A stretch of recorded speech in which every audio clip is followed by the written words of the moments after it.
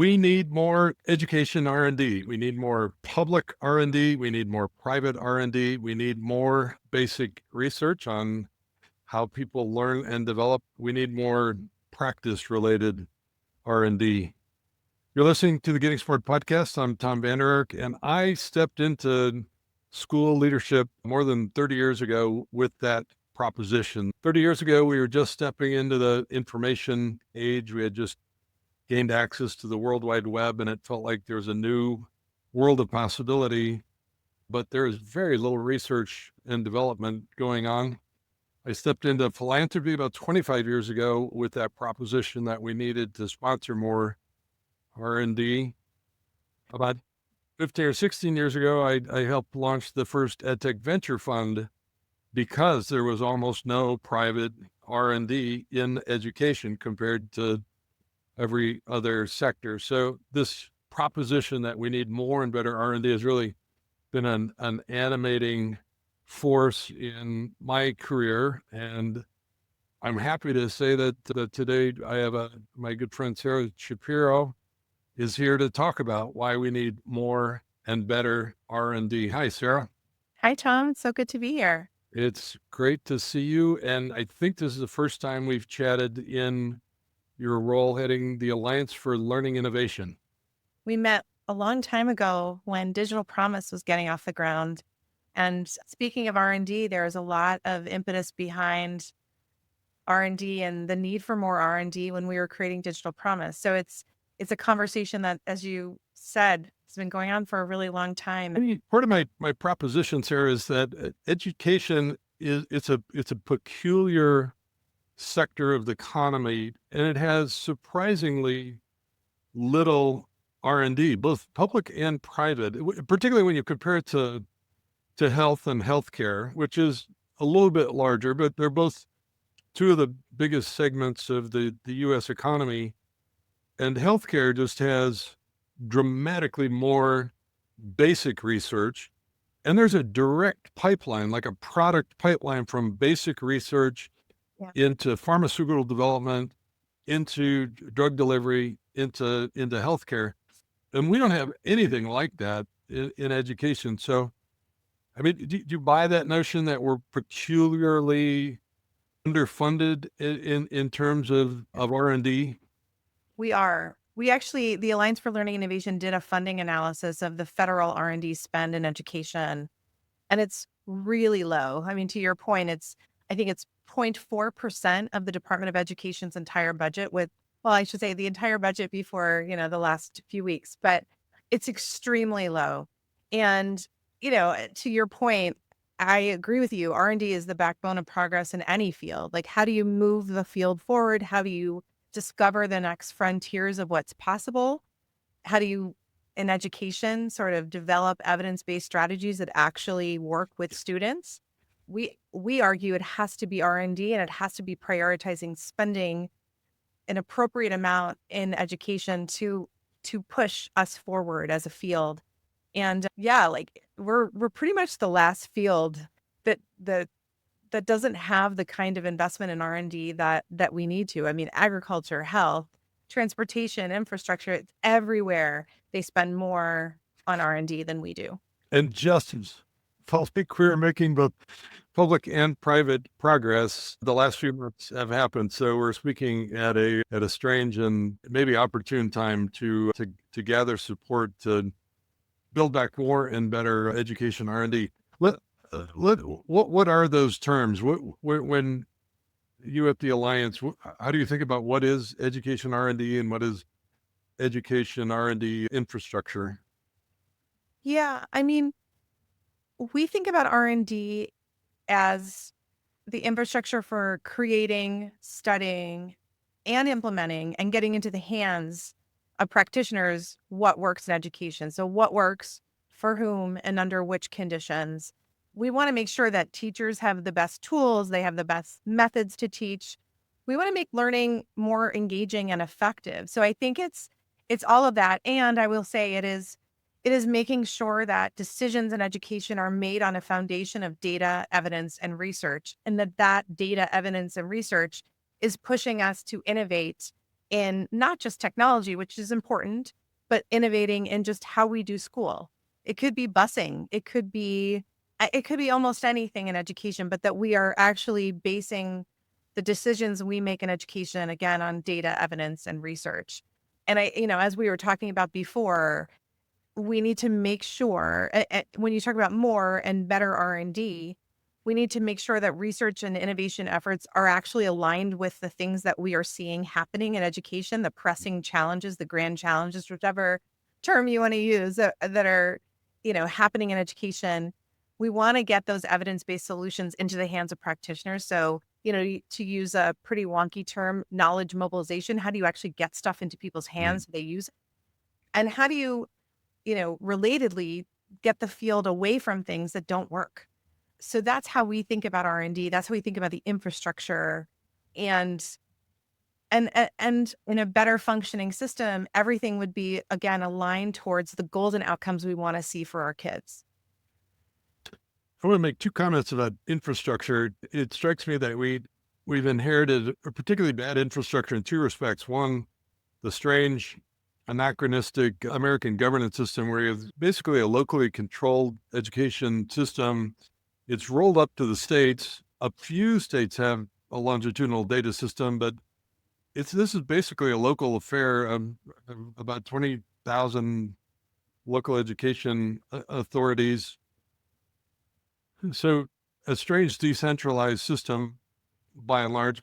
And then on the data side, we have a history of really the private ownership of data models so that EdTech vendors own the data, not the learners or the schools. And so this weird combination of the governance and the data model seem to be weak components of R&D infrastructure. Is that fair way to think about the givens that we've inherited? Yeah, I think it's a really interesting point in the sort of mix of where data is held publicly, where data is held privately, and how hard it is to mesh those data sources.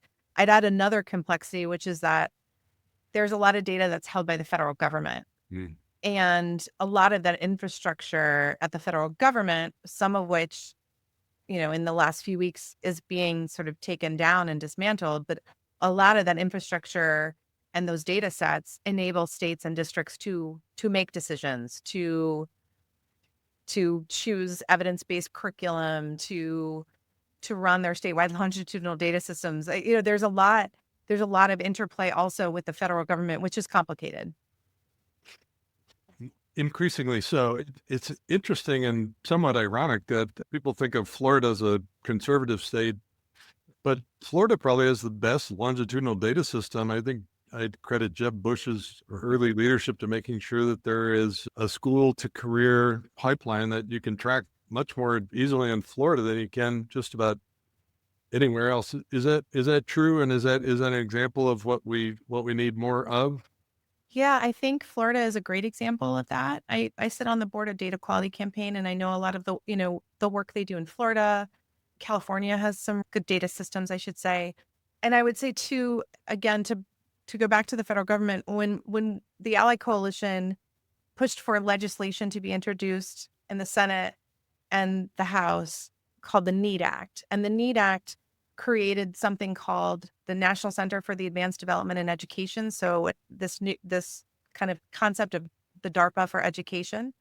The other piece of the legislation that we don't talk about quite as often is more funding at the federal level to enable states to do what states like Florida have done to create these comprehensive statewide longitudinal data systems. So it's both something that states need to own and do and prioritize. And to some extent, they need a little bit of federal support to do that, such that at a national level, we can see across data systems and see comparisons and that the data systems actually speak to each other. There's a problem in these data systems is that Colorado's looks different than Florida's, looks different than Kentucky's, and we need a better way of having those data systems speak to each other so we can see trends, pre-K through workforce and Right. beyond.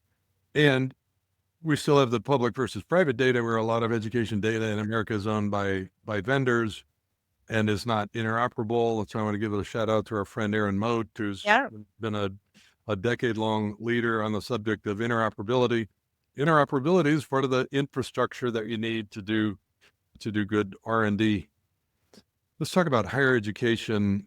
I have the impression that schools of education, for a lot of reasons, are not necessarily encouraging scholars working on advanced degrees to work on high priority problems of practice. I get the impression that we have incentives that encourage the best and brightest education scholars into dark, obscure corners instead of working collaboratively, maybe in an interdisciplinary way, on the problems of practice. Do you think that's true? And is it unusual to education, or is that a higher ed challenge of how we've structured incentives for PhDs? It's a good question. I don't know if it's an education problem exactly or a higher ed problem. I do think we have, in the attempt to decentralize and make, I think higher ed and the research done at the higher ed level and by PhD students and amazing professors who you and I know who are doing incredible education research. We There should be a work in the field, I think, to organize us around a set of challenges, a set of, outcomes that we need to see for kids in order for them to be successful. They need to be able to read, they need to be able to do math. And the most recent NAEP results show that 1/3 of eighth graders can't, pick out a main idea of a text. They're performing below basic in literacy. 1/4 of fourth graders scored below basic in math. So we have a real problem. And that was a huge red flag, a huge wake up call to the field, to the country, that our students we're not doing right by our students, both in terms of the instruction they're receiving, the school environments they're in, all kinds of things are not going the way that we need them to go. So my sort of push to the education field and to the education research field is that we all need to be focusing on these core challenges that students are facing.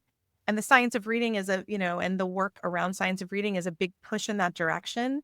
We need to have, that same sort of movement in math, and the education research field needs to be organizing around where we're seeing the greatest challenges for kids. I'll add a shout out for the Science of Learning and Development Alliance. Soul Alliance Yes. is another great example of a set of impact organizations helping to encourage more basic research into the core questions of learning and development. So we're seeing some progress there, some inside universities, some in the impact organization. Let's talk about venture capital. As I said in the outset, in 2008, when I was frustrated by almost zero venture capital in EdTech, there were no dedicated EdTech funds at that time compared to exploding tech sector and a healthy health and biomedical sector. And today we have a couple $1 billion of venture capital flowing worldwide. So we've definitely opened the tap. I'm happy to report that most national education foundations also are contributing to investing in venture funds, recognizing that that's an important sector. We're seeing more money, but I'm not sure that venture capital is contributing as productively to education R&D. How do you feel about the productivity of education venture capital today?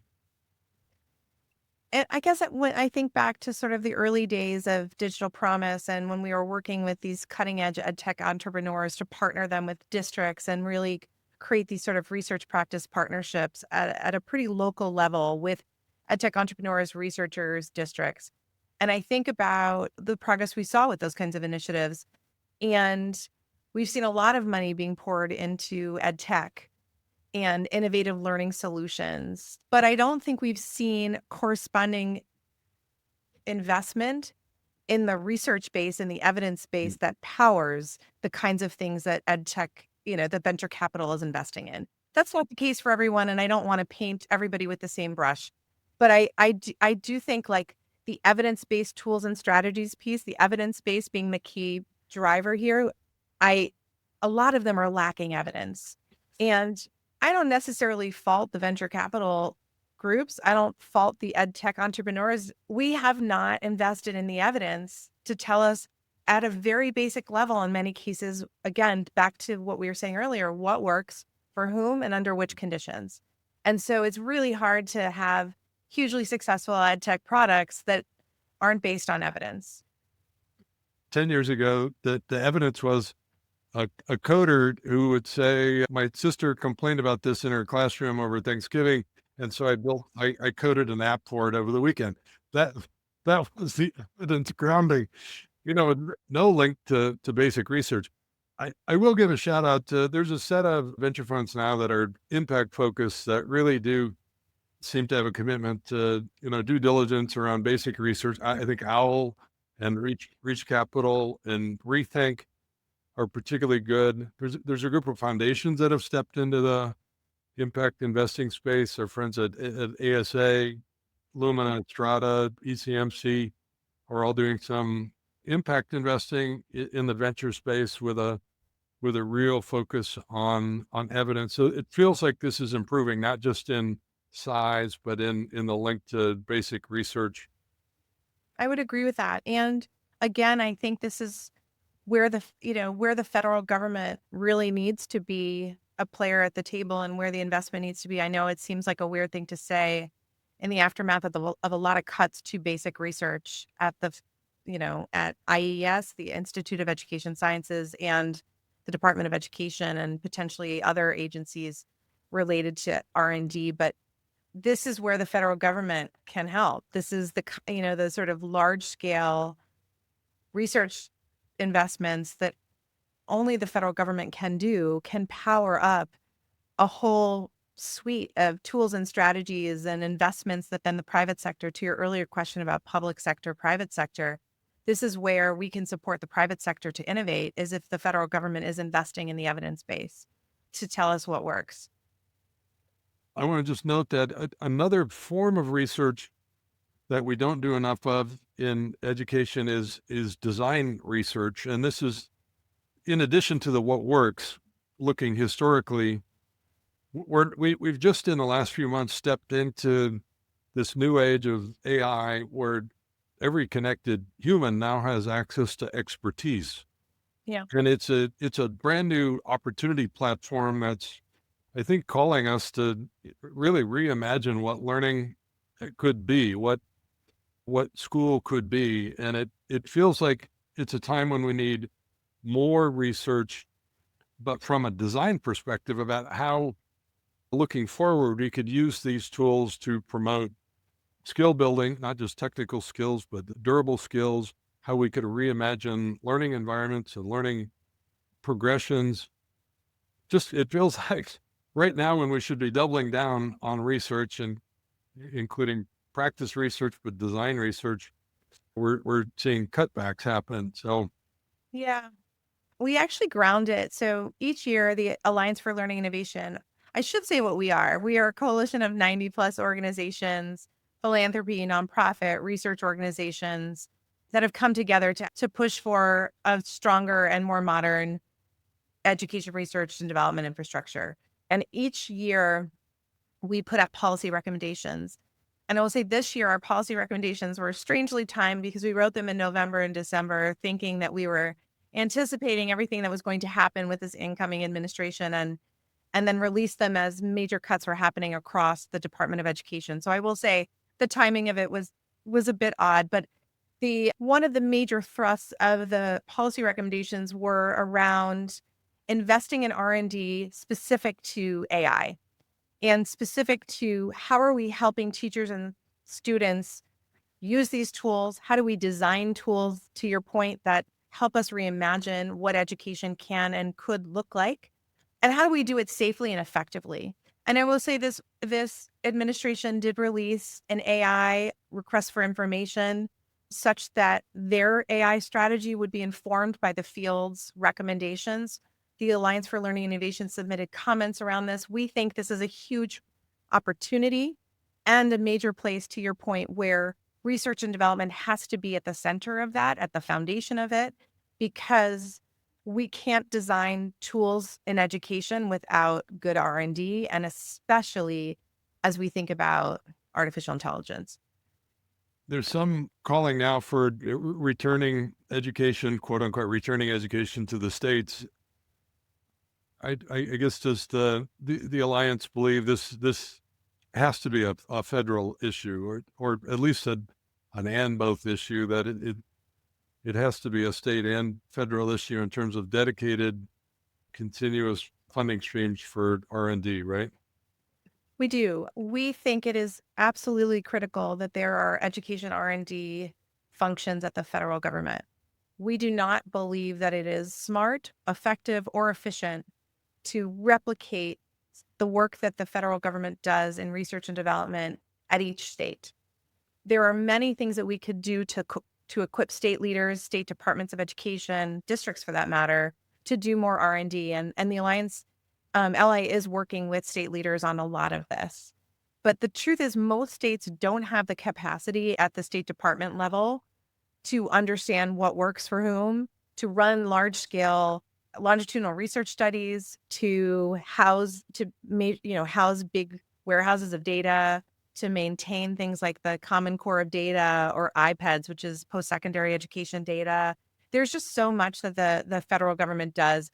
And I will say the Alliance for Learning Innovation was the genesis of it was that we thought that the infrastructure needed to change and needed to be more effective and could be more effective and could serve states better. So we are very much in the and both category to your question, but it doesn't mean that we advocate for nothing at the federal government level in terms of the capacity, the infrastructure for R&D. We absolutely believe that this is a critical function of government. It dates back to, the beginning of, the census data. Like there is a real core role for the federal government to play, we think. And we also think states can do more, and we can give states more funding and support states in their efforts to do more R&D locally. Man, there's so many directions we could go with this. Yeah. It's been exciting to see the alliance come together quickly. It's great that there's 90 impact organizations that are part of this charge. I would say Getting Smart is a late addition to the parade, but We're excited to have you. we're excited to be part of this group. Let's, as we bring this to a close, let's just think about some next steps. Let's think about as local education leaders, as parents, what would you recommend that people do next that are concerned about some of the things that we've talked about today and the need for more and better R&D? Yeah.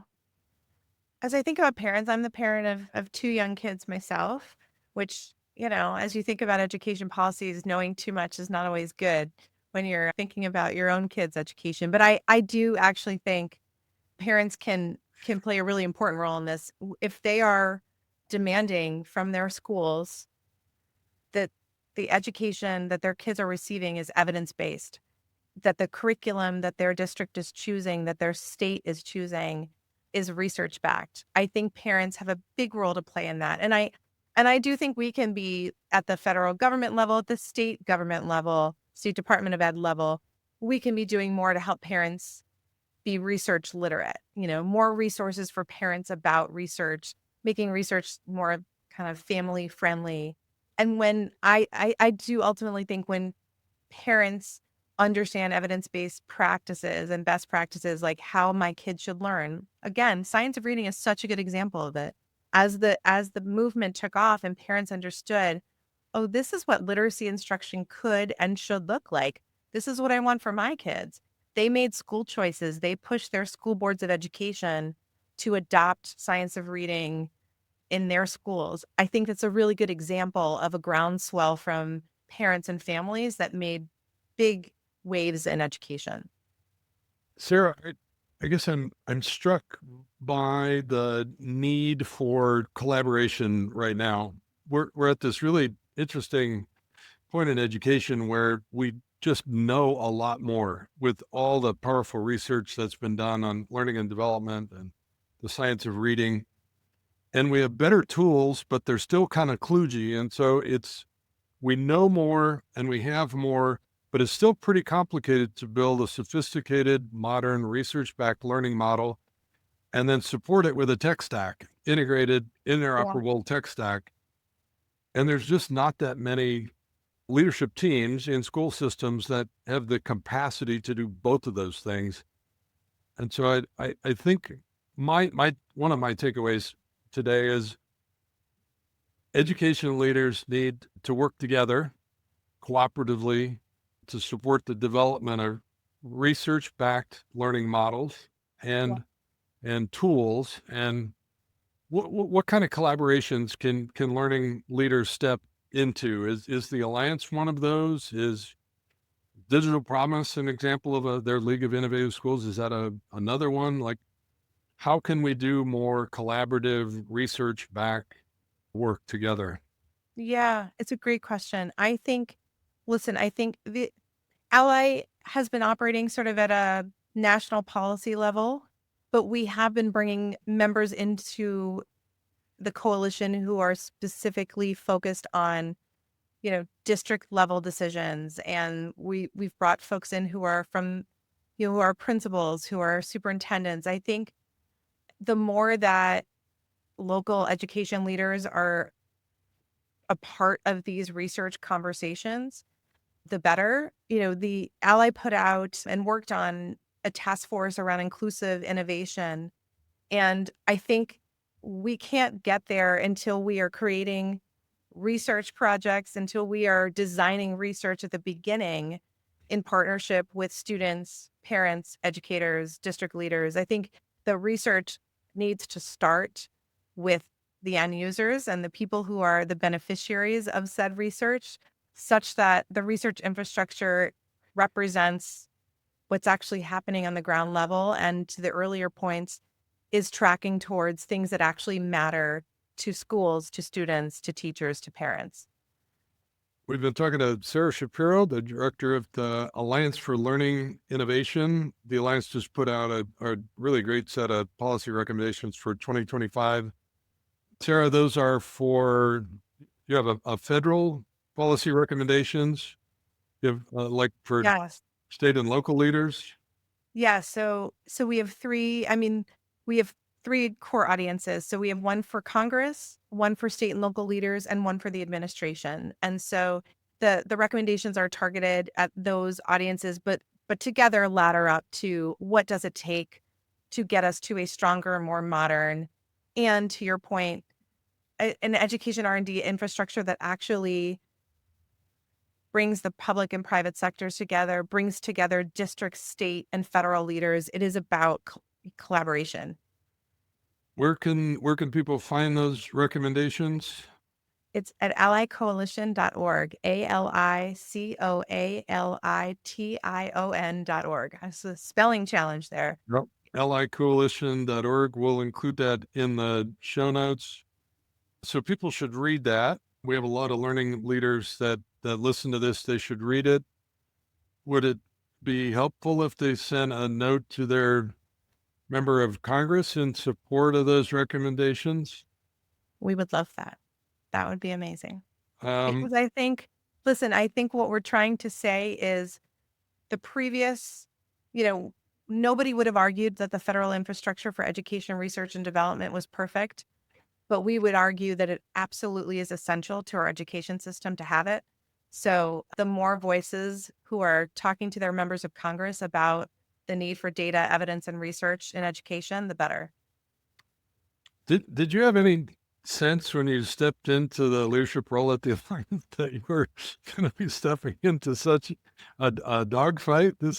I didn't. I didn't. No, when we were getting the Ally Coalition started, it was a much calmer time. And we were talking about more investment and just what was possible versus a world of potentially no investment in Wow, R&D. it's So it's really different. man, your job is much even more important, much bigger, much harder than you probably imagined, but we all super appreciate your leadership, Sarah. You're taking on a really important issue. We have such a great opportunity right now, right in front of us, to make education better for every kid in the country, for every young person on the planet. But it's going to come down to better R&D. The long-term prospects for our kids really depend on high quality research and development. So we appreciate your leadership in a tough and important time. Thanks so much, Time. Thanks for having me. Thanks to everybody for joining us. Thanks to our producer, Mason Pasha. And until next time, keep learning, keep leading, and keep innovating based on research and development. Yeah. See you next week. Thanks for tuning in to the Getting Smart podcast today. We want this podcast to be actionable, insightful, and a great way to learn about what's next in learning. In order to stay on the cutting edge, we need people in the field to tell us what they're hearing, what they're wanting, and what they're needing to learn more about. Got a topic or a guest in mind? Send your recommendations to me, Mason at gettingsmart.com. And if you like what you're hearing, don't forget to leave a review in Apple Podcasts or subscribe wherever you listen. Feel free to share the podcast on social media using the hashtag GSPodcasts. Thanks so much.